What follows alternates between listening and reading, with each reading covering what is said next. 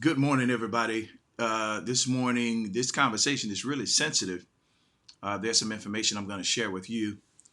Today's topic is a cheating man and his side piece. A cheating Good morning, man. everybody. This morning, a cheating man and his side piece. You need to be a part of this conversation. Do me a favor, invite somebody to share. Tell them coffee time is on. We got a lot to talk about today. If this has not happened to you, I guarantee you're connected to somebody where it has. Invite somebody to share. We'll be back after this.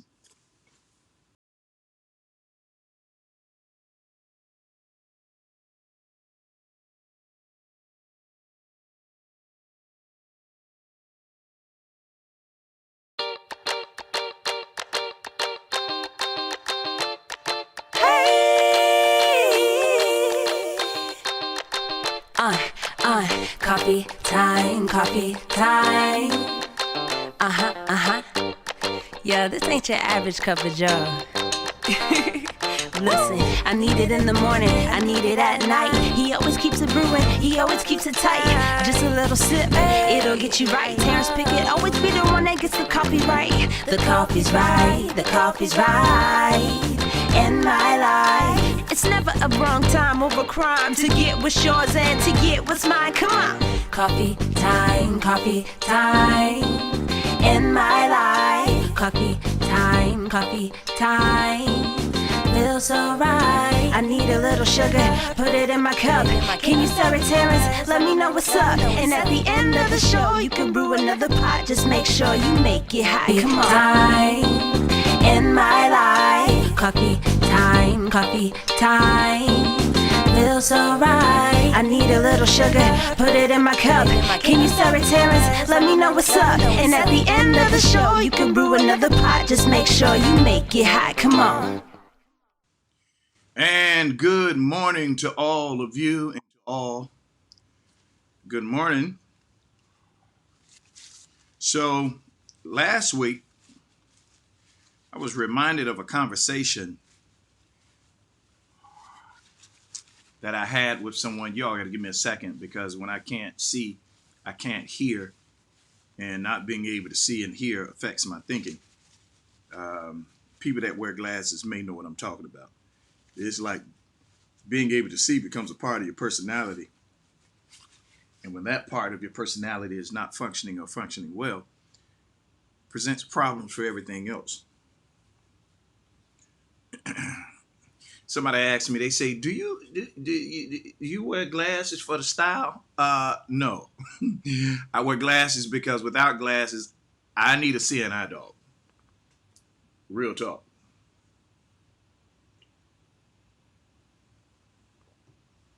Um, for all of you who are logged on through YouTube, when I tell you eyes hadn't seen, neither has it entered the heart of man, the appreciation that I have for you.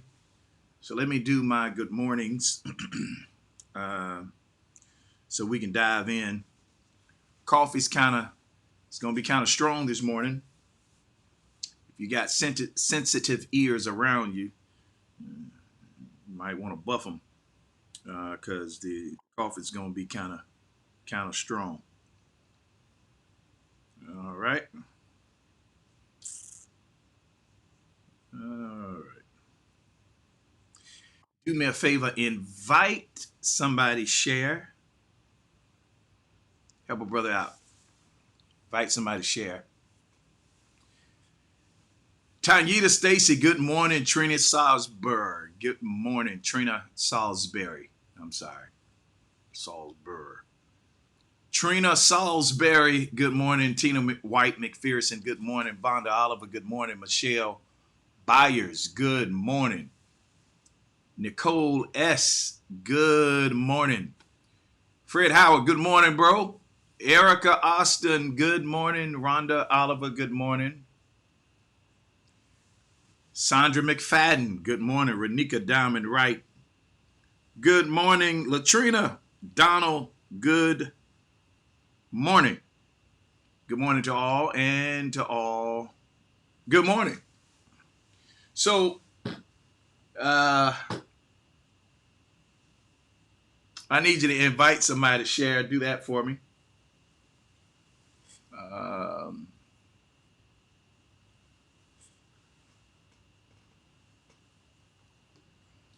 Last week, I put up a post on social media. The post basically said, Duchess O'Neill, good morning.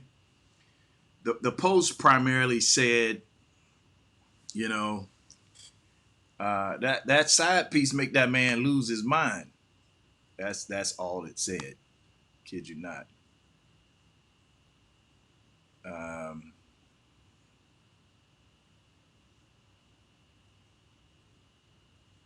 and from there, I've had some interesting conversations with a few people about why I posted it, the intent behind it, my heart towards it, how and what do I feel about men that cheat. Now, so when we talk about cheating men, it's not to exclude the women, because boy, we have some women.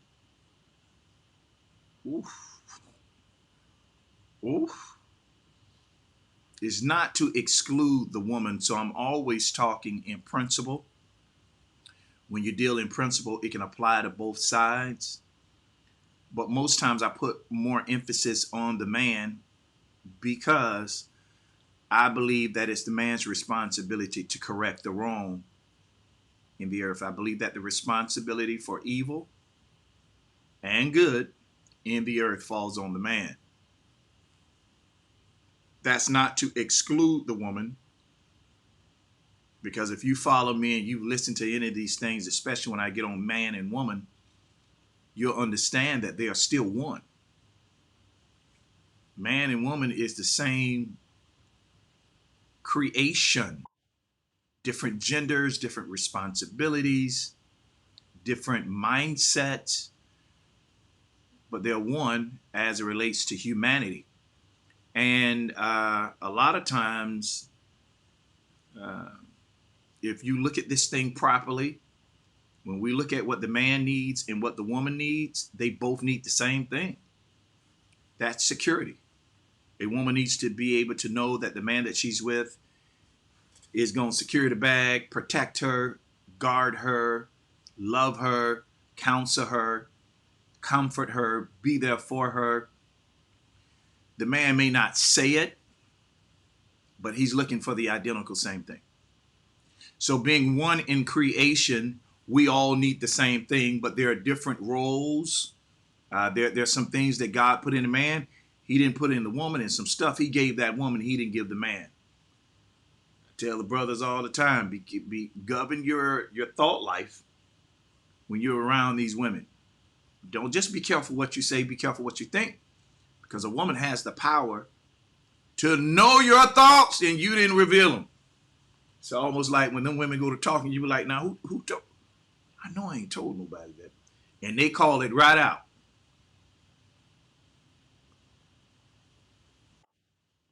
We call it a woman's intuition, but in reality, what it is the woman knows more about the man than the man will ever know about himself. Let me tell you why. Y'all out here listening to Kevin Samuels confuse y'all and all this stuff, call you all kind of names. Let me give you truth. The woman knows more about the man than the man knows about himself, not because he's illiterate to self-understanding. That's not it. She knows more about him than he knows about himself, because she was in him, inside of him, and she got an opportunity to see some things in himself he didn't get the pleasure to see. When God created this woman, he pulled her out of the man. So she knows the details of his inner working. So her philosophy, her thought pattern, her discernment, generally intuition, she's going to be right. She knows things about that man because she was inside of him.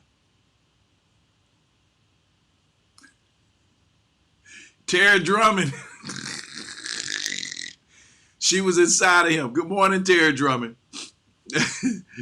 Tamika LeCount, good morning. Lynette LeWalcott, good morning. So being that woman was on the inside of him, she comes from out of the man. She has a perspective for the man that he can't perceive himself. This is why men generally are lost without a good woman. Now, I want you to think about this stuff. Tanyita Stacy and switch to YouTube. That's what I'm talking about. That's what. Invite somebody to share. This conversation you don't want to miss. She knows the inner working of his outer detail. This is why a good woman determines the success of a man. Now, this might be a two-part series because I haven't even gotten to a cheating man and his side piece. There's a psychology behind it, and I want to touch on the forbidden fruit. So she knows more about him than he knows about himself. This is why she can direct his career path. She can help him get his life together. He goes out in the world and he shines. He looks good. He's able to conquer because he's connected to a woman that knows him. So when the scriptures say, don't be unequally yoked, here's what it's saying. Don't hook up with the woman. We'll deal with the man first. Don't hook up with the woman who's been damaged, and the damage or the things that she's gone through has hindered her natural abilities to know the rhythm, the intellect, and the heart of a man. That's what he's telling that man. She's not on your frequency. So because she's not on your frequency, there's going to be a lot of bad conduct. Bad conduct generally is birthed out of misunderstandings. So if she's not on your frequency, you're going to have to fine tune your channel to get the right one. Because when you find someone who is on your frequency, they have the ability to hear clearly. And it's the same thing with the woman. When it talks about not being unequally yoked, lady, you got to find someone as you begin to fine tune them. They have the spirit and the energy to listen to you, to absorb your wisdom so that they can become better. You hook up with someone who does not listen to you, and you've been damaged where you cannot offer the information that they need, you all will never be in harmony, and there's always going to be a bunch of static in your relationship. Static clears clarity. And if there is no clarity, there's going to be a cloudy understanding. So everything that you hear is going to be off. Everything that is said is going to be misunderstood. And it's going to create friction, frustration, agitation, aggravation, irritation in the relationship, to the point that you all will literally love each other to life and hate each other to death. Love and hate is the same emotion. So it doesn't take anything for it to switch. You don't believe me? Ladies, have a man that you've given your all to betray your trust in the worst way. Watch how that love turns, because love and hate is the same emotion. So when it comes down to men and women being together, even though she comes from out of him and she knows things about him he doesn't know about himself, he was here first. So there's a wisdom that he has in the earth to protect her that she doesn't have for herself. A man is supposed to have vision. He's supposed to have insight and foresight. He may not know himself, but he knows his world. So watch how God did this. Watch how God did this. He created the man in his image, God being the knower of all things, having insight and foresight, and wisdom to conduct and separate the two. Pretty Black, good morning. All right. So man was made in the image of God, like-mindedness of God. So he has the insight, the foresight, the wisdom to judge the two. He has the knowledge to distribute as necessary when it comes to this world. Now, the woman was created in the image of the man. She was not created in the image of God. Watch. There were some things in man that God created that were so good. He says, I'm not going to erase the recipe. I'm just going to pull her out of him. If he pulled her out of him, that means when he created him, he created her.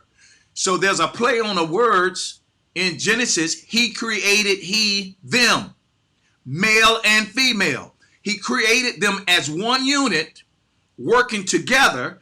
But in order for that man to increase, replenish the earth, replenish wisdom, the man had to be broken so the woman could come forth. The man could not produce with himself, by himself, even though he was equipped with everything that he needs. And that's really what a woman does. If you give a woman space, she will take what the man has and multiply it. She makes his numbers great. Show me a failing man. Show me a shrinking man. I can show you a man that is either not listening to the woman or not connected to a woman. Because a woman by nature, she makes things better. When a man sees a forest, he should have vision. A man of vision, so a man is supposed to have vision, foresight.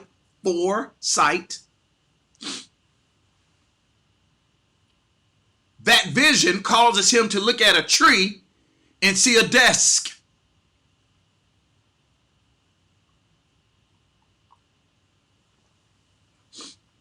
That same wisdom causes him to look at a tree and see a house.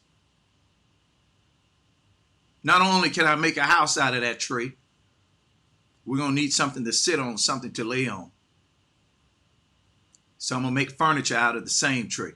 That is a man with vision. He's able to look at something in its current state and see it further than it is. But that woman, so the man sees the tree, he sees a house. The man sees a tree, he sees a desk, he sees furniture. That woman looks at the furniture and the house, and she has the power to make it a home. The structure is here, the foundation is here, but it doesn't have the comfort that it needs in order to be able to embellish in serenity, in peace. So she takes what he has and she makes her heart out of the home. That's good stuff. That's good stuff. This is why the man can never say, I don't need no woman. When men go to talking like that, I'm confused, and I normally get my hat and my coat and leave, because when a man says he doesn't need a woman, what he's really saying is he doesn't need himself, because she is him. And a man that doesn't need himself doesn't have understanding of who he is. So self-identity is now in a crisis. When he runs from the woman, he's running from himself. This is the tragedy. And there's You have to be careful when you talk about this. This is the tragedy of a man who falls in love with a man. Now, I told you all from the beginning, when I'm talking about man and man, I'm also talking about woman and woman. I'm dealing more so with the principle than the product. The product is the man and the woman. The principle is the why behind what they do. So when a man runs to a man, we shouldn't demonize a person's sexual preference, but we should understand the psyche behind it and the damage that it does to society. So if you have men and men in relations, women and women in relations, there's nothing wrong with it, but who's going to produce the babies? The first commandment, one of the first commandments that God gave the man was to replenish and multiply. A man has to produce. It's in him. God told the man to subdue the earth. He says, I've given you dominion. Dominion, subdue. It deals with hunting, overcoming. It deals with owning. In order to hunt, overtake, subdue, there has to be conquer. So the man is in pursuit to conquer something. That's the only reason these grown men be playing video games. They got to conquer something.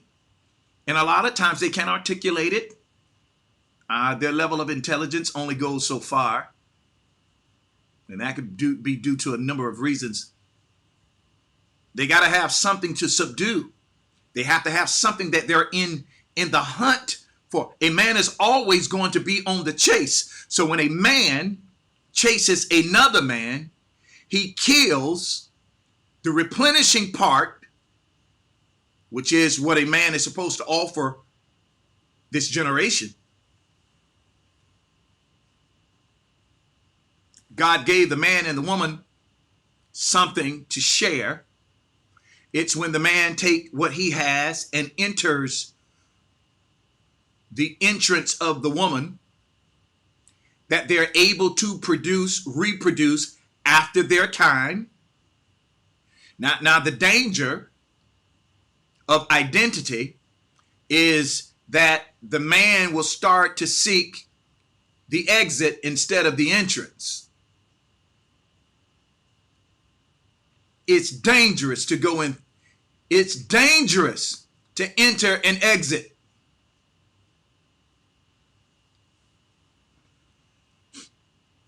There are benefits in knowing which side to enter, because the exit deals with the expelling or releasing of toxics and toxins that are in the body. What the body does not need, it pushes through the exit. The entrance is pure.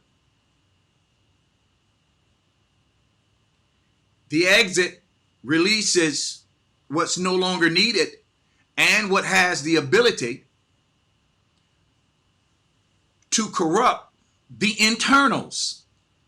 And this is why if you're going inside of the exit, sickness and disease can occur, because the exit wasn't made to be entered. So you got to make sure you have somebody that can read, so they're not entering in exits. We'll let you sit on that for a minute. Because a man who lacks identity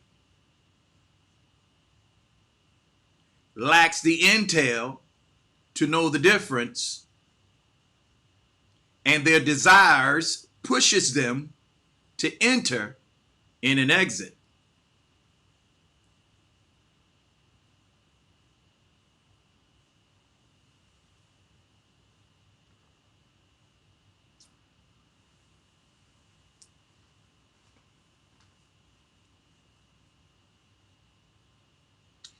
when the entrance and exit becomes normal, disease is spread. And this bacteria that comes through the exit that was never intended to be in your blood can cause poison and kill you. So when a man meets a man and a woman meets a woman, who's going to give birth to the next generation? This ain't Bible. It's based on Bible. It's biblical principles. This is science.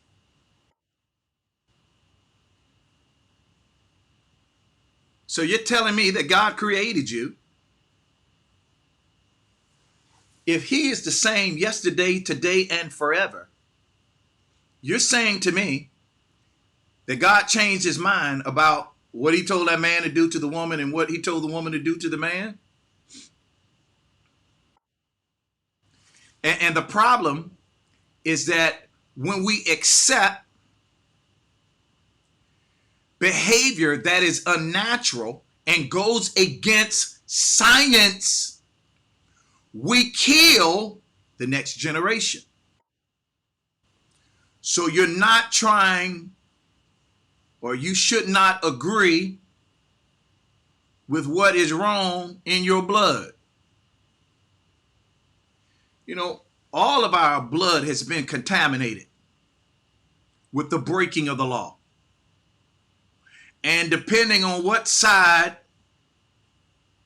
of the street you stand on and where the sun doesn't shine, it determines where the law is broken with you. So I'm not demonizing a person with a problem. What I am saying is you cannot agree with your dysfunction and justify your dysfunction because you're dysfunctional. Now it becomes law. No, never come in harmony with what is working against you to replenish. No, you don't accept that. You fight it. Even if you fall in it, keep fighting it, because eventually the fight will get you out.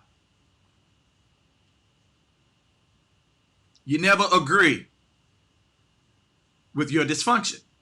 I am not in harmony with the thing that does not cause me to produce and replenish in a positive way. So to the whoremonger, to the person that's promiscuous, to the liar, to the thief, you can't become one with that thing, because agreeing with it gives it power over you. And then you will begin to reproduce after your kind. You will start making excuses. You will create a palette of understanding for your dysfunction. You'll make excuses. And those that you have influence over will become what you say. And what you're saying from a poisonous place of dysfunction. So we can't become one with what's wrong with us. Can you imagine if all of us just agreed, hey, I am the way that I am. This is the way God made me. So that justifies murder, child molestation, rape. It justifies stealing because I am what I am. No, the thief has to get help to fight theft tendencies. It cannot become one with its dysfunction. You have to fight what's wrong, and you cannot agree with your dysfunction, because the moment you agree with your dysfunction, you reproduce. Your influence becomes tainted, and you make more of you. Whether you make it in science through sexual intercourse, or you create it through science of influence.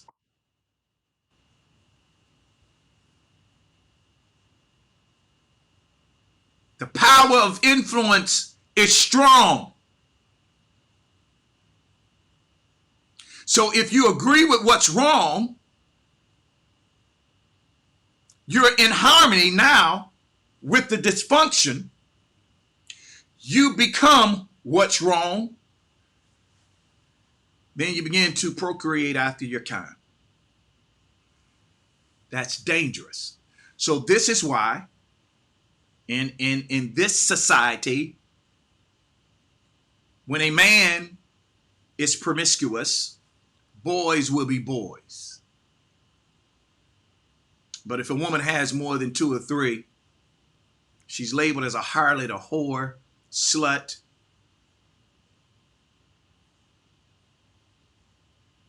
The unequal or balance where a man can do it and it's fine. If a woman do it, she's damned.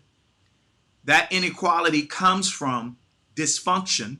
So now everything that dysfunction produces is dysfunctional, and the eyes and ears that see it and hear it, if they aren't full with truth, they will also embrace the dysfunction. And this is why you have so many men that struggle in their sexuality. They don't understand that the struggle is just that for them. Whether it was they were molested, sometimes something can be in the bloodline.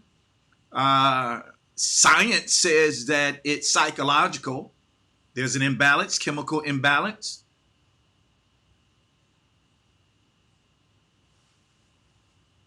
So if there's a chemical imbalance or a psychological malfunction that causes the man to desire a man, how can you say I was born that way and be in harmony with it as if that's the way it was designed to be? So if you're going to understand the structure, the mindset, call, and purpose of a man and a woman, you have to go back to the beginning, to its origin.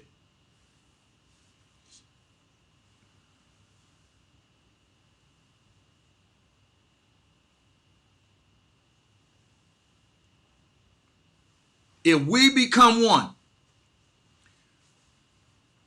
with the part of us that is dysfunctional, we contaminate the next generation of people.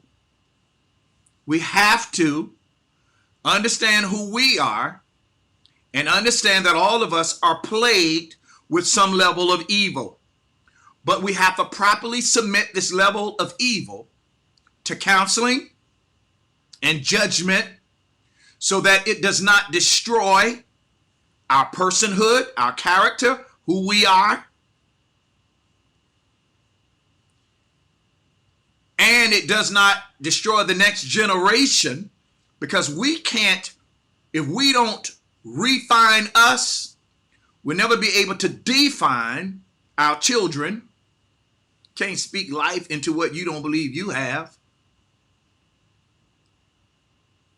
And the trick of the mind is to keep you chasing the illusion of self-identity. I was born, this is just the way I am.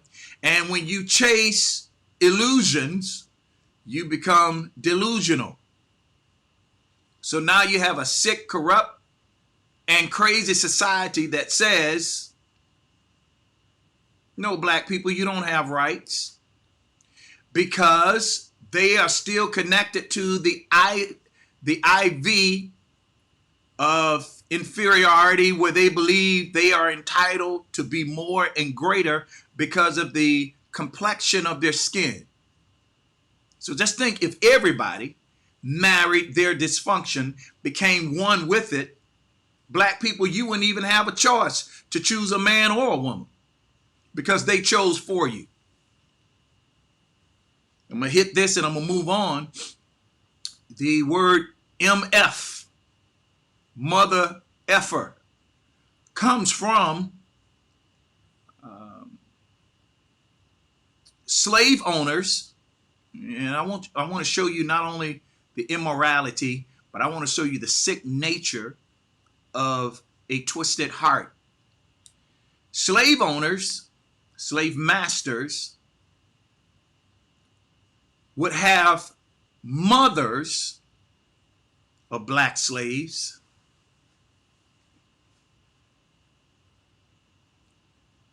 And they would bring their sons in to have sexual intercourse with their mothers. They put something over his head so he couldn't see. But they wouldn't put anything over her head. She had to see what was going on. And children were having intercourse with their mothers. That's where the term mother effer comes from. You see how sick and terrible and tainted and poisonous racism is? So what if the racist says, I was born this way. It's just how I am.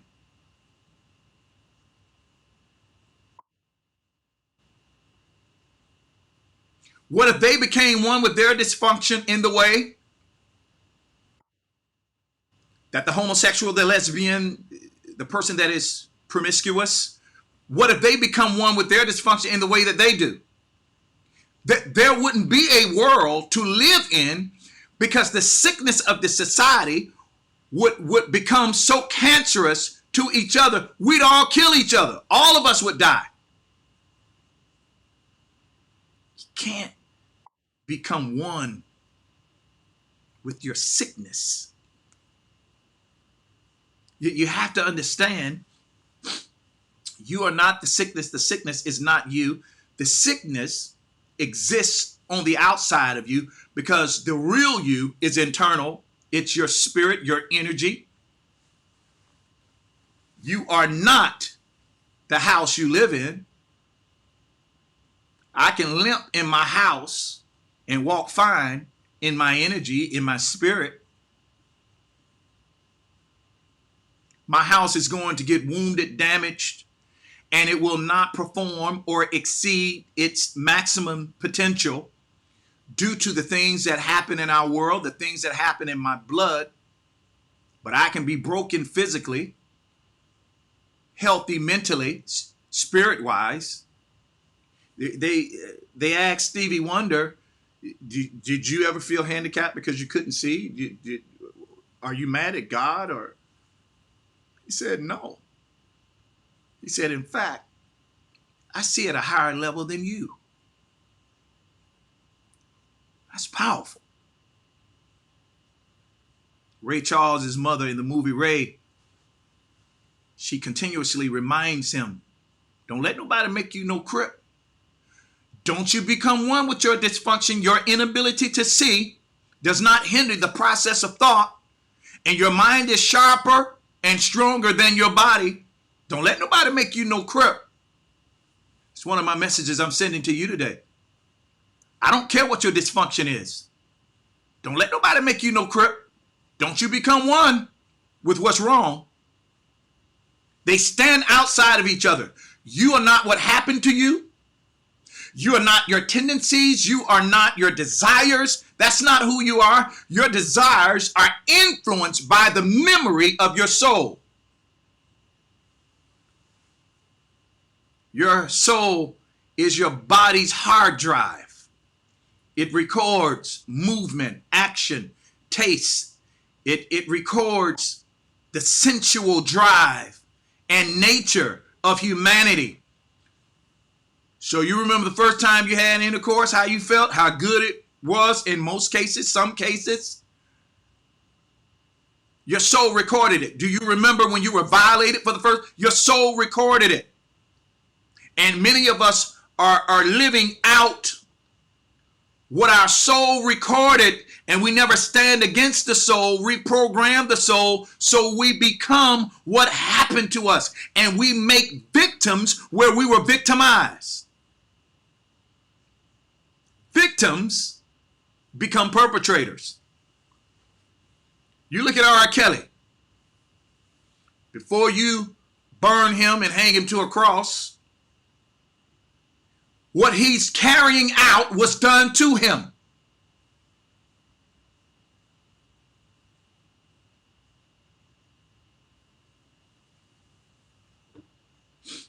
And before you chastise him, you have to ask yourself, Have you become the perpetrator?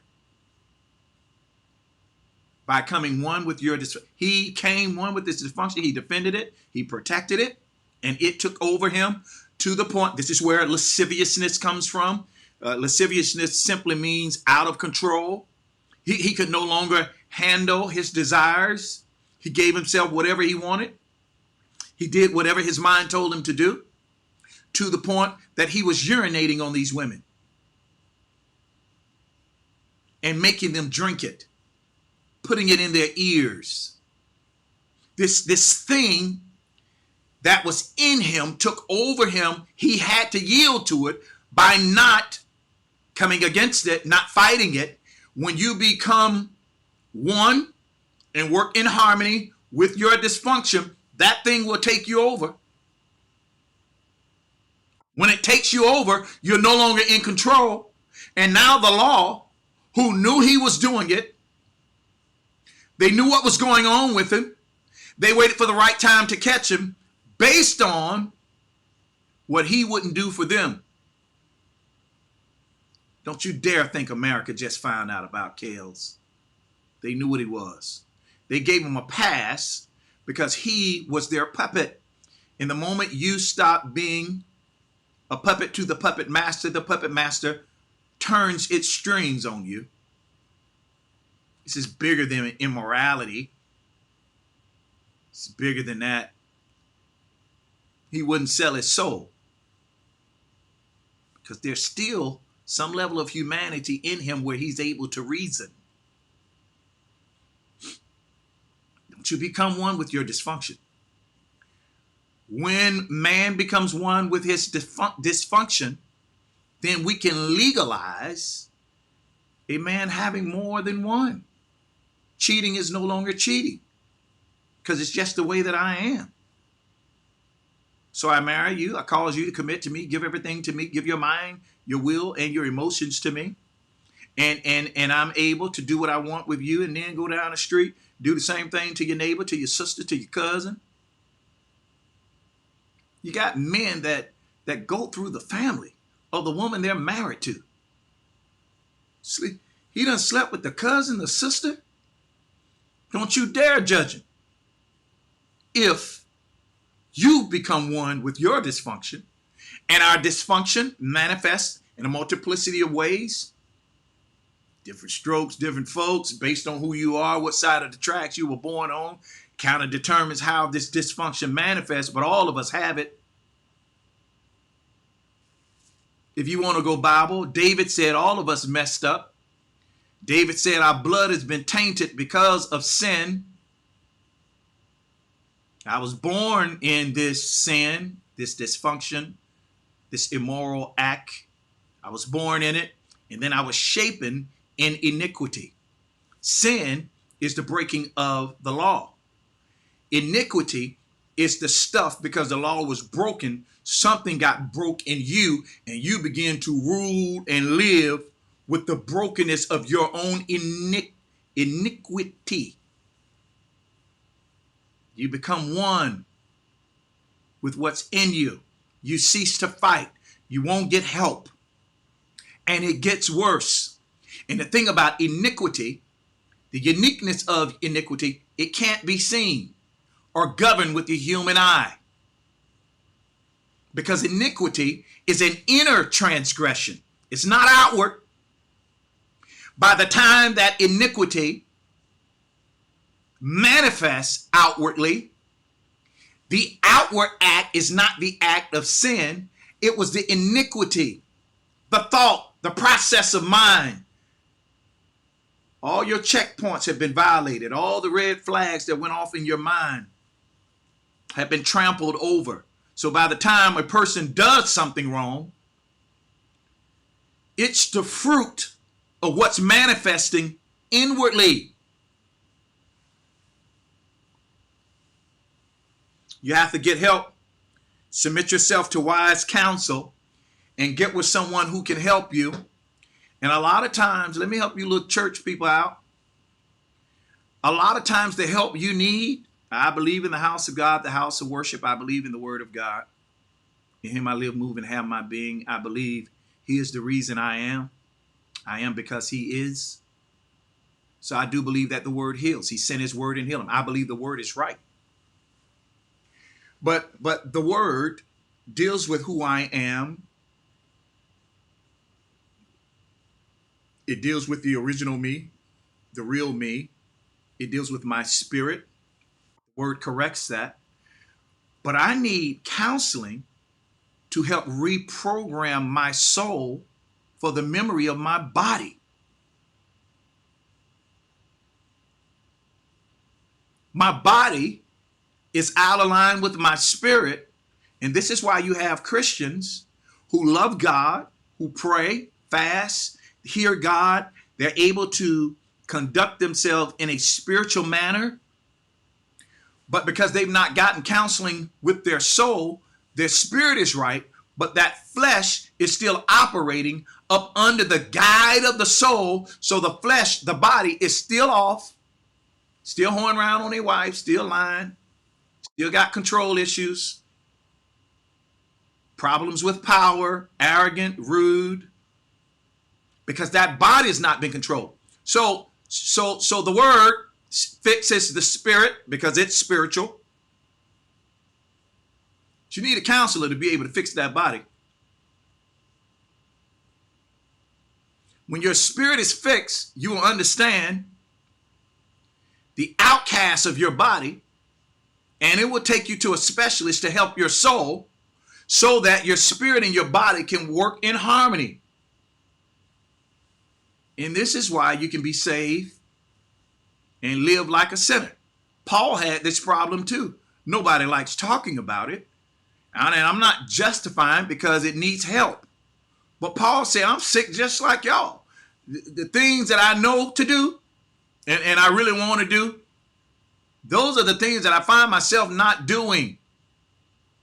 And the things that I don't want to do, those are the things that I find myself doing. Then he cries out, he says, "Oh, wretched man that I am a man of mass confusion. I'm confused because I don't want to do the bad things that I'm doing. I want to do more good. But when I would do good, evil is always there pulling me down. Oh, wretched man that I am, who shall deliver me from the wrath, not of the spirit, but of this body?" This body ain't no good because it's controlled through our sensual nature, which is our senses. You see something and it turns you on. You can hear something and it turns you on. You smell something and it turns you on. And I'm not just talking about turning on your sexual organs. I'm talking about turning on something in your mind that shouldn't be. That's what causes you to eat out of control. Shop out of control. Lie. Lie. You on social. You are a liar. You a lie. You know that car ain't you're a lie. You're a lie. Taking pictures of stuff. You lying.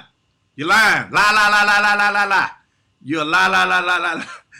And social media is giving you a platform now that you can share your lies. Them lies were in you. Now they are outside of you because you have a platform and you lead with lies. You talk about the person you want to be instead of the person that you are. You're a lie. And if you was ever really to introduce yourself, you would say, if you were walking in truth, "Hi there, I'm a liar. I'm a lie. These are not my edges. Lie. I don't have baby hair. Lie. Yeah, the reason there's new growth, this ain't my hair. Lie. And I need to go get hips. Lie. Botox. Lie.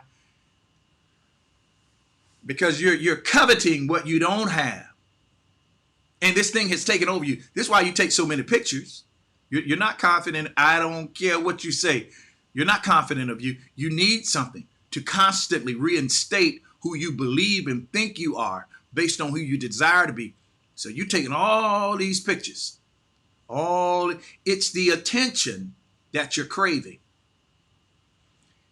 A person that craves that much attention, the reason they need it is there's an imbalancing in their soul. They don't think they're worth much. That's why women, whatever you show, you'll share. You want to show your hips and how good your body look. You turn your back to the camera with your posterior anatomy hanging out in something revealing, whether it be a dress, shorts, or swimsuit, and then you quote a scripture, your soul is confused. You're all mixed up. And some of the women who have bad bodies are saying amen, but you're just as bad because you hate on them because you don't have what they have. And the root of your hate is you don't have it. So the same thing that has them showing it, have you hating them because your soul has been contaminated. You need counseling. And counseling falls in two categories, spiritual and psychological. The word can correct your spirit and not touch your natural mind. That comes through discipline, training, understanding, and someone who's licensed to help you. So this is why you shake like a bag of nickels and you're hating on the woman who shake like a Coca-Cola bottle, and you find a way to demonize her because something's broken in you. Why you're so invested in what's going on with somebody else? Because you don't have nothing going on. So you become hateful, bitter, you criticize everything and everybody because your soul is broke. Your soul is bankrupt. You're twisted.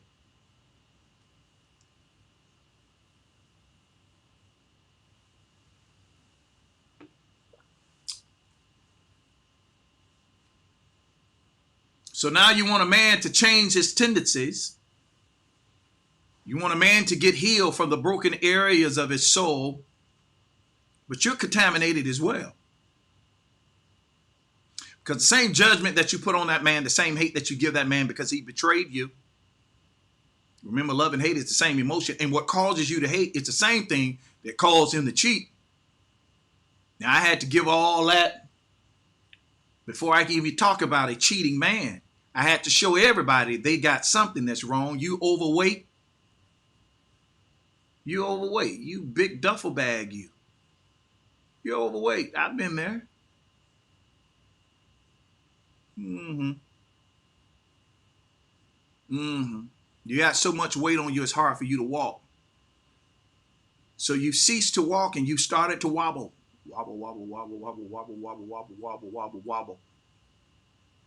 And you get mad when people, you're very sensitive when people talk about it. You know why? You know why? Because something broken in your soul. You're eating food that's causing you to gain weight, but you're eating as a reaction to something that's broken. This is why you don't have the discipline to lose it.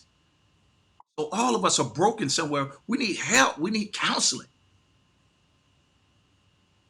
The fine woman and the hunk of a man, they take their confidence in their appearance, but their soul broke. Soul is bankrupt. The soul is so bankrupt, they believe they are how they look. That's not what defines you. A whole lot of people in the world, there are a whole lot of people in the world who, if they didn't have money, they would not have the position because they don't have the smarts. They have the resources. So the resources have made them powerful. If you listen to Bill Gates, if the Bible didn't say the Antichrist was coming from the east, I would think it was Bill Gates. He's an evil man whose money has given him power to tell the country what they need to do scientifically. Sir, did you go to school? The same schools that you're building with your money you've never been to. But when you have money, money gives you power. It gives you a voice. And it doesn't matter if that voice is educated or ignorant. It gives you a seat at the table to be able to voice your opinion, and people listen, not because of your intel, but because of your money. So money has made you become a bigot.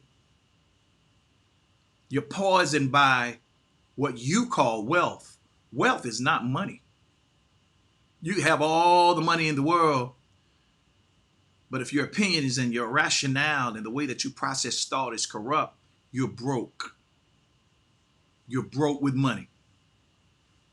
And this type of mentality has penetrated through society, and it has caused us to believe that money make things better. The only people believe money make things better are the people that don't have it.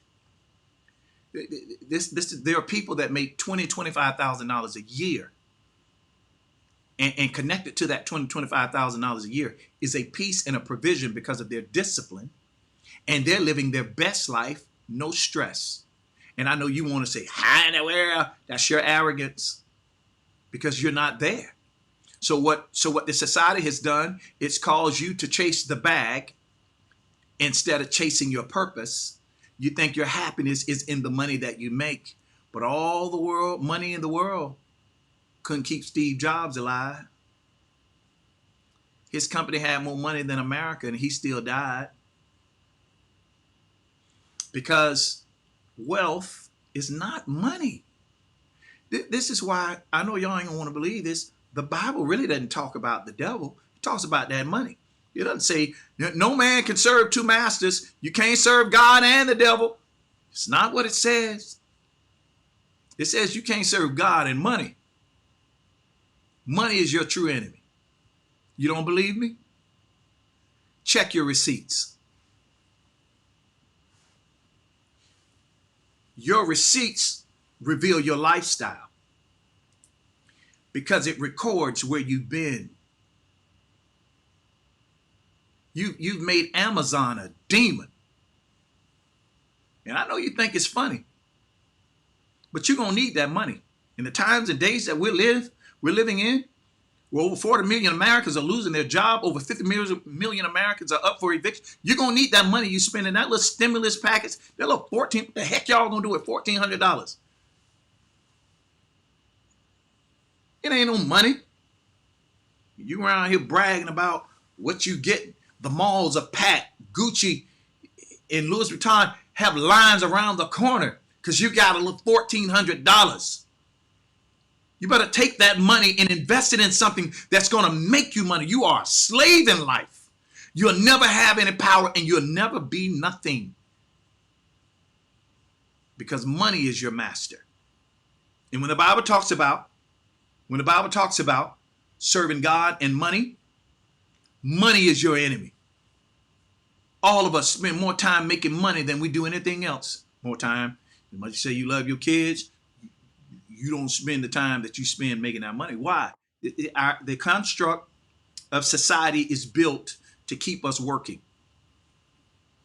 This is why you're going to work one way or another. This is why it's better to work on what you were created for than what you're forced to do because you need money. Come on, you're smart. Create a way. Stop using excuses.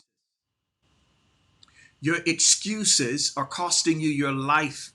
You're paying with your life, chasing the bag, and your children are unhappy, unruly, disrespectful. There's sickness and disease in your body because you've overstressed by overstretching yourself to make money. So you buy big to impress, but your bank account is low. And if you don't stay on the drive of pushing, working overtime, 4-5 jobs to get that money, everything crumbles. That's not happiness. And that's not wealth. Wealth is when it is well with you, it's well with your children, it's well in your household, and you have the energy, time, and health to prove it. So I had to show everybody there's a sickness in you somewhere. How it materializes depends on your mindset towards it. However you think is what you become. If you get the help that you need through confession, when it comes to your disorder, healing and deliverance can manifest in your body, but it comes through the process of memory and the soul with counseling. You have to be in, y'all need to get help. All of us, especially black people. You think white people are sick? We're sick because we've been contaminated by their thought. This world America was created by them for them. and you don't think it's changed how you think, oh, you need to be washed with understanding. And it's the understanding that makes you free. And you will know the truth. You will have understanding. And the understanding of truth that you have will make you free. Did you not know that whole Bible, the word, it's logos, it's word, it's conversation with God, conversation from God. All the Bible is an idea. And when we exercise the ideas and enforce the ideologies of truth, it's that truth that makes us become free.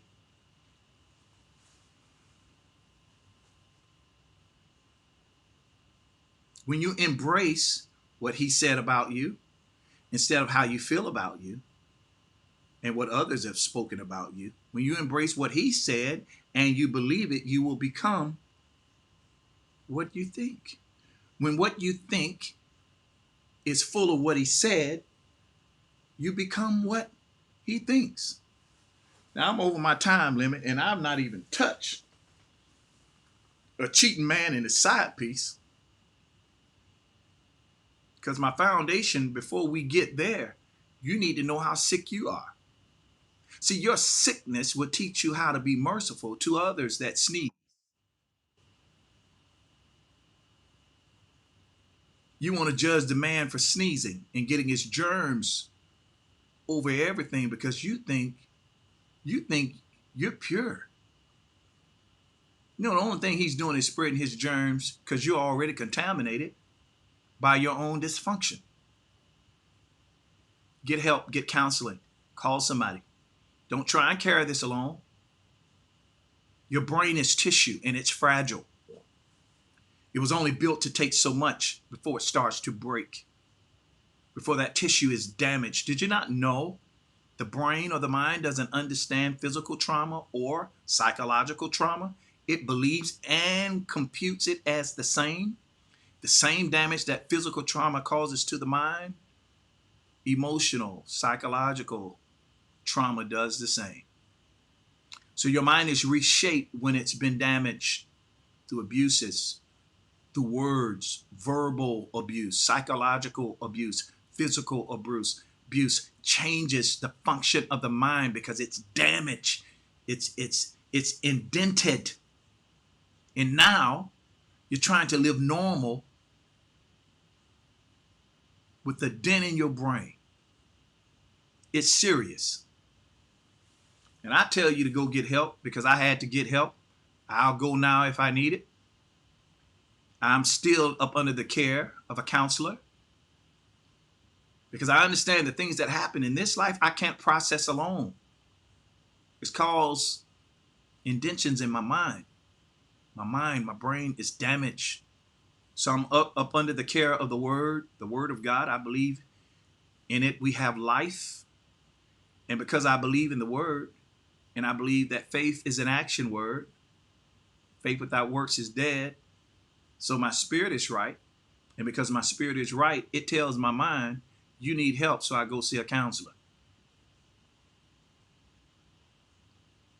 I need your help in continuing to get this word out. Kevin Samuels and people the same are blowing up all across the internet. But it's the sensationalism that causes the attraction. It's not truth. They're not really giving answers. They're abusive. They're talking outside the word of truth. I need you to help me expand this by continuing to share this, inviting others to this, and supporting me financially. You can Cash App sponsor Coffee Time. I need help financially. There are more platforms that I'm trying to get on. There are more TV programs that I'm trying to get on. Because until we're confronted with truth, we can't change from our dysfunction. Whenever truth stands against your dysfunction, what you agree with is what you become. But you can't change into truth if the truth is not in you. So I need your help financially. My Cash App is sponsor Coffee Time. Thank you for coming. Thank you for your support. Thank you for your years of trust even through my growth, even through my dysfunction. Thank you for entrusting me and allowing me to have this platform. It's because of you. Without your ears, I don't have a voice. You make this possible. I believe we are a match made in heaven. As you help me, I'm able to help others. Will you take time? Maybe 100, 500, 1,000? Will you give something today to help me to continue to expand, to do what I believe I'm called to do? Maybe you have the idea and I have the voice and the platform, and that's why we get along so well. I need your help. Cash at me today. Thank you so much. Remember, you were born to win, predestined to succeed. There's nothing that can happen to you today that the wisdom on the inside of you is not able to handle. You got to calm down, slow down, use emotional intelligence, trust God, and chill. Chill out, sit, have a seat, sit down somewhere, and let wisdom speak. When wisdom speaks, you will always win. We'll finish this tonight, tomorrow, until I get it all out. The cheating man and his side piece. The forbidden fruit. You all have a great day, and remember to think higher. Speak life. What you want, you can have. You got to have what's right. How you think is what you become. You all have a good one.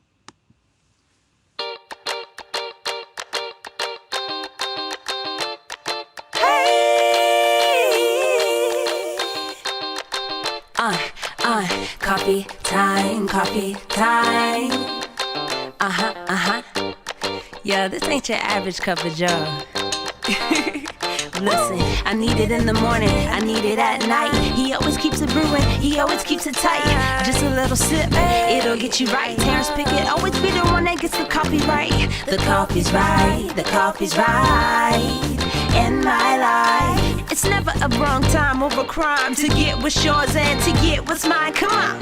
Coffee time in my life. Coffee time, feels so right. I need a little sugar, put it in my cup. Can you stir it, Terrence? Let me know what's up. And at the end of the show, you can brew another pot. Just make sure you make it hot. Come on.